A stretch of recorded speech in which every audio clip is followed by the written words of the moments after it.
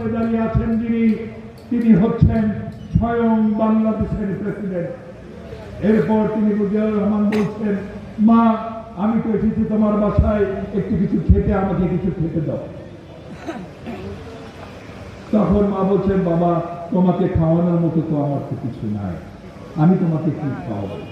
তখন জিয়াউর রহমান বলছেন, ওই যে মা তোমার বাড়ির ওই যে ফাঁকা জায়গাটা, ওই উঠানে ওই জায়গাটায় তুমি কিছু ছোটখাটো মুরগির খাবার করতে পারো না?